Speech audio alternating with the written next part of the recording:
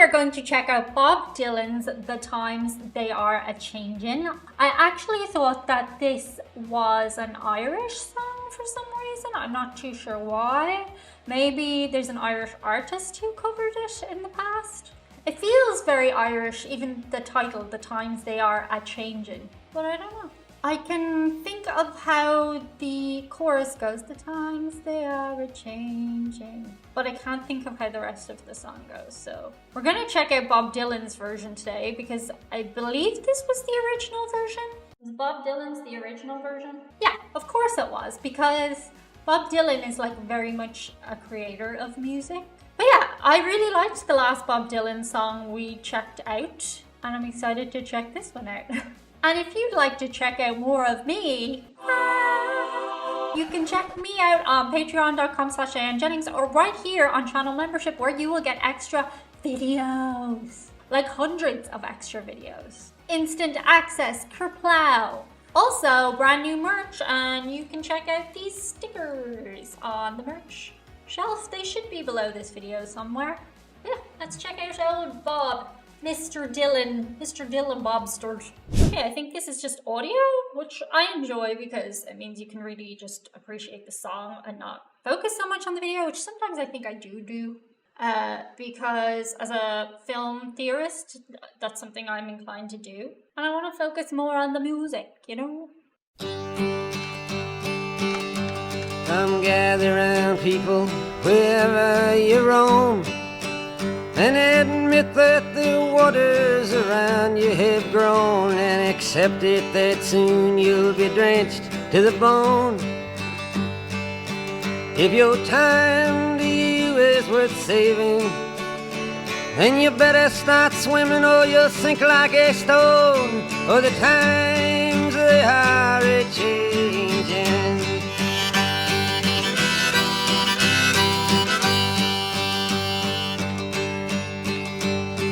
Writers and critics who prophesize with your pen, and keep your eyes wide, the chance won't come again. And don't speak too soon, for the wheel's still in spin, and there's no telling who that it's naming. Was the loser now will be later to win, for the times they are a-changin'.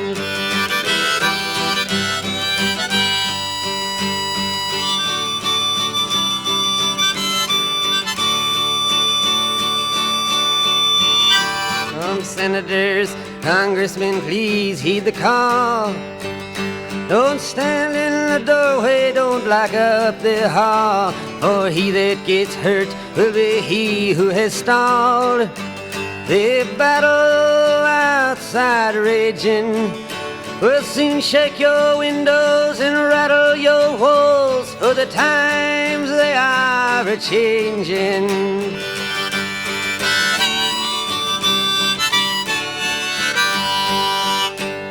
Mothers and fathers throughout the land, and don't criticize what you can't understand. Your sons and your daughters are beyond your command. Your old road is rapidly aging. Please get out of the new one if you can't lend your hand, for the times they are a-changin'.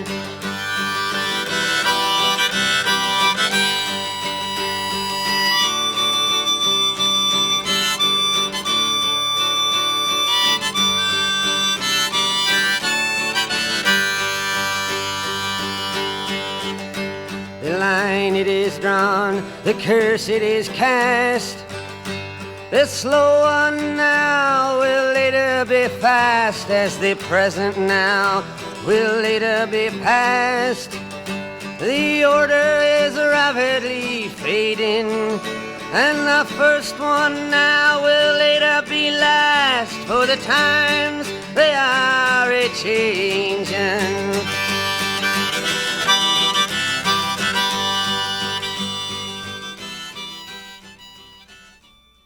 Gosh. I realized as soon as that started where I know it from. I know it from every single trad session I've ever been to in an Irish pub. Like, that is the song that people play in Irish pubs. If ever you go to Ireland, make sure you get a lock-in at a trad session. They are so much fun.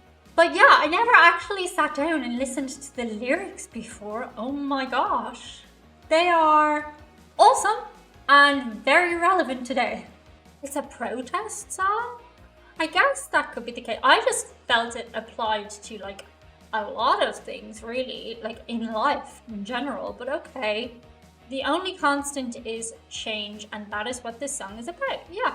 Dylan told famed movie director Cameron Crowe in conversation about his inspiration for the song.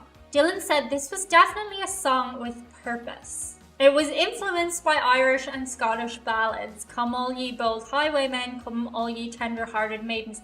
It feels inherently Irish. It really does. I wanted to write a big song with short, concise verses that piled up on each other in a hypnotic way. The civil rights movement and the folk music movement were pretty close for a while and allied together at the time. Oh my goodness. Throughout his career, Dylan has rarely performed The Times They Are Changing during his live shows. I wonder what the reason for that is. The night after the assassination of President John F. Kennedy, he performed the tune. Dylan told his biographer, I thought, wow, how can I open with that song? I'll get rocks thrown at me, but I had to sing it. My whole concert takes off from there. I know I had no understanding of anything. Something had just gone haywire in the country, and they were applauding the song, and I couldn't understand why they were clapping or why I wrote the song. I couldn't understand anything. For me, it was just insane. I've had moments like that in life. Like, to be honest, and I'm not comparing anything I have ever done to like the iconic Bob Dylan, but in a little way, I feel like we've all had moments like that. When I first made the YouTube channel, it was because I just felt compelled to put something on camera. Like, instinctively, I didn't know why, I didn't know how really, I just did it. And sometimes good things can come from just doing something everything in your body is telling you to do. I'm glad I did that. It was a song about change, and the country had undergone a monumental shift. Sometimes I think American events, though, not only affect America, like the JFK assassination affected the entire Western world. I don't know beyond that, the scope of the Western world, but certainly it had ramifications in Ireland and beyond. Musician Tony Glover said that he stopped by Dylan's place in the fall of 1963 and saw the lyrics for the song. He asked Dylan, what is this shit, man? To which Dylan allegedly shrugged and said, well, you know, it seems to be what the people want to hear. Maybe something was a-flowing through the lyrics in his little hand. The song became a call to action, an anthem for the frustrated youth. It summed up anti-establishment feelings for a people who would later be known as hippies. Many of the lyrics are based on the civil rights movement in the US. According to Dylan's official website, between 1963 and 2009, he is said to have performed the song 633 times, which makes it his 23rd most performed song as of June 2023.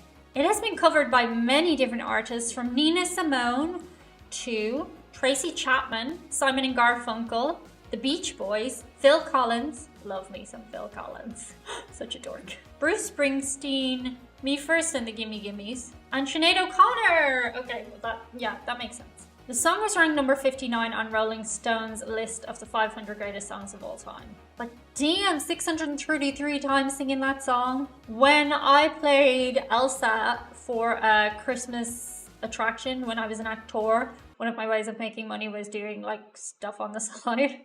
And I used to play a Disney princess. Shocking, I know. And the first day I went to play Elsa, I had to sing Let It Go 4 times an hour for 8 hours. And they determined after that first shift that was too much singing. So they ended up greatly shortening the song. But I still did like the refrain and the chorus a lot. I'm starting to like that song again, but for a while I probably heard it almost as many times as every parent when the song came out.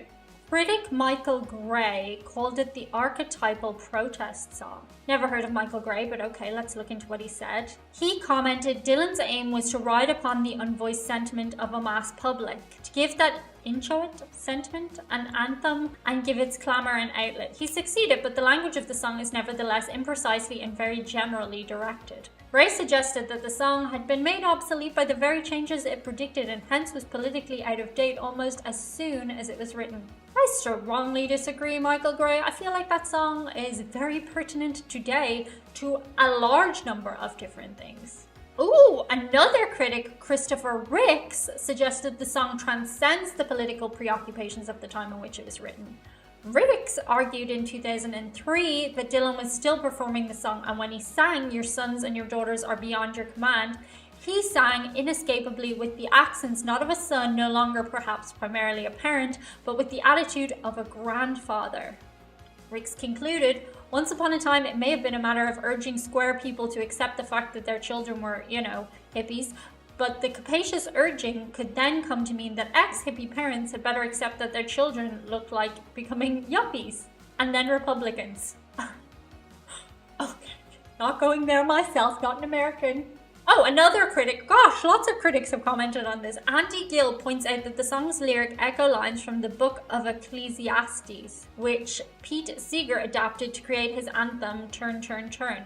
The climactic line about the first being the last, likewise, is a direct scriptural reference to Mark 10:31. But many that are first shall be last, and the last first. Well, it's just like the fox and the hound, or the rabbit and the tortoise. Was it a turtle, or was it a tortoise? Basically, if life's not going so great right now, things will probably turn around and you'll be winning. Once you hit the bottom, there's only up to go, I didn't come up with that myself. It's a very well-known saying.